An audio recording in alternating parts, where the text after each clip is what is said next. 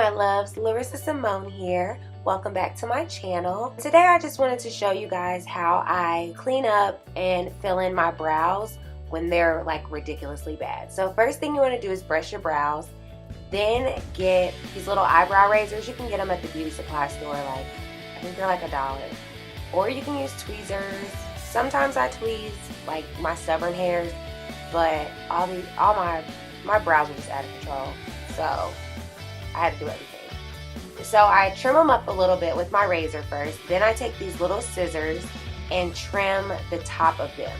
Make sure that throughout the grooming of your brows, you're constantly brushing them, because you want to make sure that you don't cut them in the wrong spot. You know, like you want to make sure that you evenly trim them and that your hairs are all aligned and going the right way. So just take your time. Like I messed up a couple times here. Like I mess up with my brows all the time. Like I don't think they'll ever be perfect. Like we just have to deal with that and move on. Brows are just not supposed to be perfect. So with a really light hand, I'm just cleaning up the hairs so that I can see the shape of my brow again. Because before it was just crazy. Complete craziness.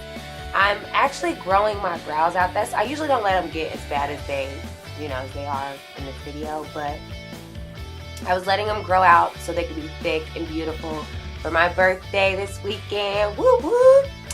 So I wanted to let them grow out so that they could be a lot fuller than they've been, because I've been cutting them too thin. So I'm going back to my natural, and I have naturally thick brows, so going back to my old natural. So like I said, make sure that throughout the entire grooming of your brows that you brush through them. Every time you cut, every time you snip, every time you trim, make sure that you brush them out. Then I'm going to take these makeup wipes by Kiss. I like the ones with the green tea. They smell good and they feel good too. They're very moisturizing. And I'm just going to wipe away excess hair, and so that I can see what still needs to be trimmed and all that good stuff. So, look at the difference. Drastic difference. Crazy. Okay, so moving on to this other brow, I'm going to do the exact same thing. I'm going to brush the hairs upward and trim them with my scissors. See, I messed up. I cut too much in that corner of my arch. It happens. Oh well, that's what products are for. But make sure you brush your brows up and trim them. Then, same drill as the other brow. I'm going to take a light hand and just get into those hairs and trim my brows to my desired thickness. Now you can make yours thinner, thicker, whatever you like, whatever you prefer. And I occasionally go back in with that makeup wipe to wipe away hair. Like I had so much hair, like it was gross. So the wipe helps to control your canvas, helps to keep it clean for your canvas. Then I'm going to take this e.l.f. brow pencil. It's in the shade brown. I don't even think it says brown on it, but in the pack it said brown. I don't know if it's dark brown or what, but it just said brown. So I'm just going to go in, starting at the tail of my brow, because that's where I want to apply the majority of my product.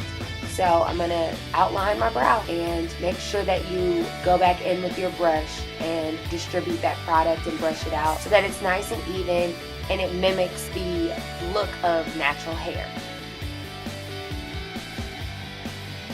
Now this isn't how I'm going to leave my brows, so don't worry if they're not perfect after this step, because we still have to conceal, and I have another step that I do with my brows that I'll show you guys in just a little bit. So I'm just going to continue to fill in my brows with this e.l.f. brow pencil until I feel like they're nice and full and natural looking. Be sure to blend out the front of your brow really good, because that gives it the ombre effect. So now I'm going to take this LA Girl Pro Concealer in the shade Fawn, and this, I don't even know where I got this brush from. Like I've had this brush for years. It has no name, but it works perfectly for me every time.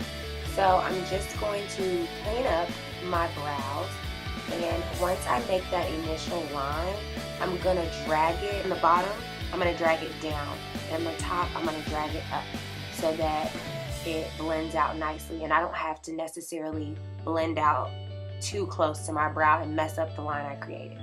So you want to make sure that everything's nice and seamless.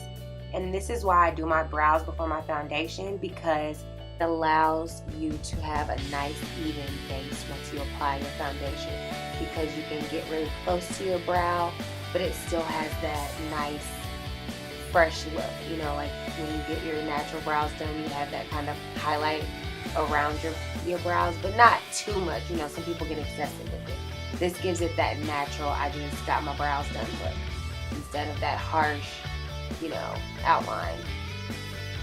Same thing on the other side, up and then blend it out. Then I like to take my Ardell defining brow powder in the shade Soft Black, and I just go in very lightly on the ends of my brows. Sorry, my camera died and thought I was recording, but I wasn't.